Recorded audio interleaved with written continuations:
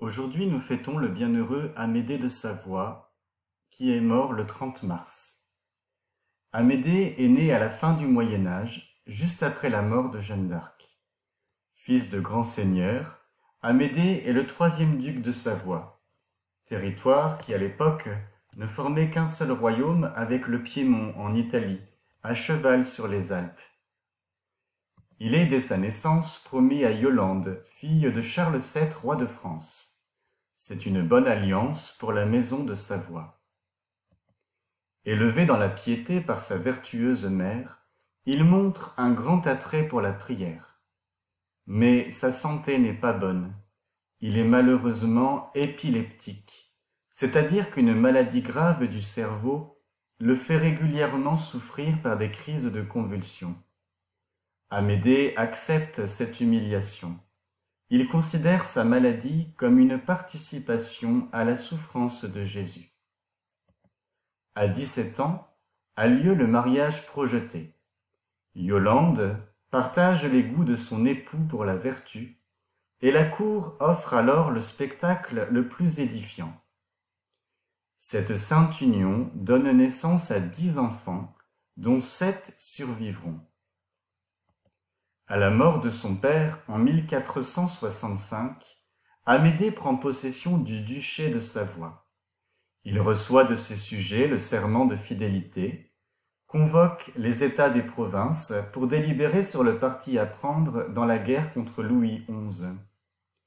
On voit alors se manifester l'influence prépondérante de Yolande, sa femme, à laquelle Amédée laisse volontiers la gestion des affaires publiques. Attentif avant tout à ce que Dieu soit bien servi, le duc fait chaque matin sa prière et une pieuse lecture. Il assiste à la messe avec un tel recueillement qu'il suffit de le voir pour avoir le désir de prier comme lui. Quand il rend la justice, les pauvres, les veuves et les orphelins passent avant tous les autres. Sa charité ne connaît point de bornes. Chaque jour, il nourrit dans son palais un grand nombre de miséreux et les sert de ses propres mains. Dans son royaume, on dit « il fait meilleur être pauvre que riche ». Amédée construit des monastères et des hôpitaux dont il visite lui-même les malades. Il fait aussi de riches présents à diverses églises. Dans un pèlerinage à Rome, il se montre généreux pour la basilique de Saint-Pierre. Il accomplit plusieurs fois à pied le voyage de Turin à Chambéry pour vénérer la relique du Saint-Suaire. Cette relique est conservée comme le linge qui a recouvert le corps de Jésus après sa mise au tombeau, et sur lequel les traces de la passion du Seigneur sont restées imprimées. Après la perte de Constantinople et la chute de l'Empire romain d'Orient, dans une grande réunion pour délibérer sur la guerre contre les Turcs qui envahissent alors l'Europe, il parle avec une grande générosité, se déclare prêt à offrir sa vie, sa puissance et tous ses états. Mais finalement, la Sainte Ligue entre les princes catholiques ne peut se former, et personne ne s'oppose efficacement à l'avancée des Turcs. Cependant, la santé du duc se trouve gravement atteinte, et il doit quitter la Savoie pour aller chercher un climat plus doux. En face de la triste mort que fait présager sa maladie, il se montre vraiment courageux. « Pourquoi, disait-il, pourquoi nous affliger de ce qui nous humilie, puisque par là nous est ouvert l'étroit passage de l'éternité ?» Sentant approcher sa fin, il appelle auprès de lui ses enfants et veut recevoir les derniers sacrements en leur présence. Et comme ceux qui l'entouraient manifestaient une profonde tristesse, il leur dit « Mes amis, faites bonne justice, aimez les pauvres, protégez les veuves et les orphelins, faites fleurir la religion. Dieu accordera la paix à nos frontières. » À Yolande, sa femme, il dit « Je vous laisse ces orphelins ». Il meurt le lundi de Pâques 30 mars 1472, à l'âge de 37 ans. Son fils Philibert lui succède. Sa fille, Louise, deviendra elle aussi bienheureuse.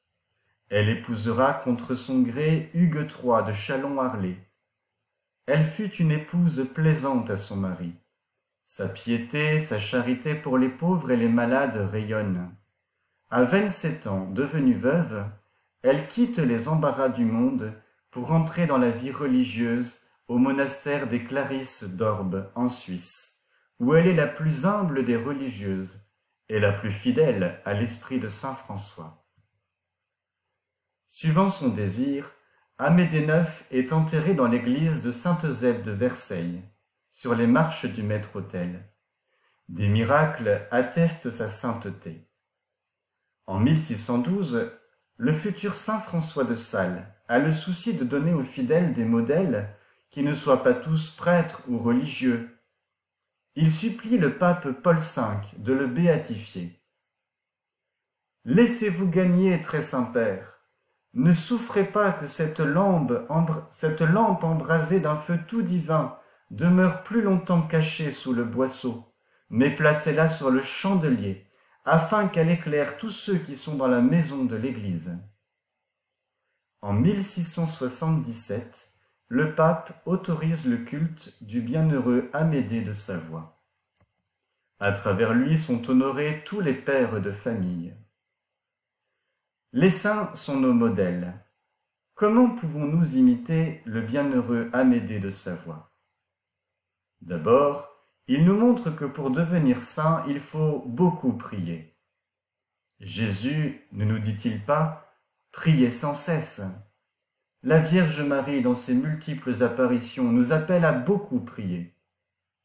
Mais prier ne signifie pas nécessairement s'enfermer dans sa chambre. On peut prier en marchant, en contemplant la nature, en travaillant, et même en jouant.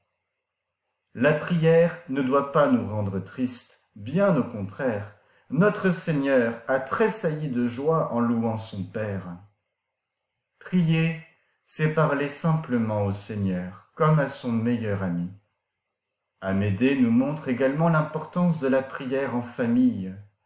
La famille qui prie ensemble est une famille qui reste ensemble. Cela nous montre également que la sainteté est contagieuse.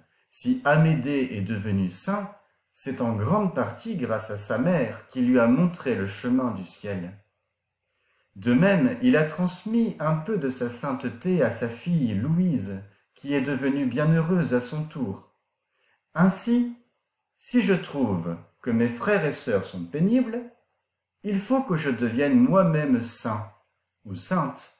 Ainsi, ils pourront le devenir à leur tour. Être saint ou sainte, c'est être bon, prendre soin des plus petits, des malades. C'est penser à Jésus dans ses souffrances. Peut-être pourrais-tu téléphoner ou écrire à une personne seule à qui cela ferait plaisir. Il y a plus de joie à donner qu'à recevoir. De même, Amédée nous montre que l'on peut être saint dans tous les détails de notre vie. En travaillant, en faisant notre devoir d'État, en écoutant bien, en jouant et même en étant malade. Qu'en ce temps de carême, nous pensions davantage à tous ceux qui souffrent, en union avec Jésus qui s'approche de sa passion dans 10 jours. Ensemble, prions Saint Joseph avec le bienheureux Amédée et prions spécialement pour tous les papas. Je vous salue, Joseph, vous que la grâce divine a comblé. Le Sauveur a reposé dans vos bras et grandi sous vos yeux. Vous êtes béni entre tous les hommes, et Jésus, l'enfant divin de votre virginale épouse, est béni. Saint Joseph, donnez pour Père au Fils de Dieu, priez pour nous dans nos soucis de famille, de santé et de travail, jusqu'à nos derniers jours, et daignez nous secourir à l'heure de notre mort. Amen. Bienheureux Amédée de Savoie, priez pour nous. Bienheureuse Louise, priez pour nous. Nos saints anges gardiens, veillez sur nous. Et n'oubliez pas de réciter une partie de votre chapelet ou tout le chapelet avec la communauté.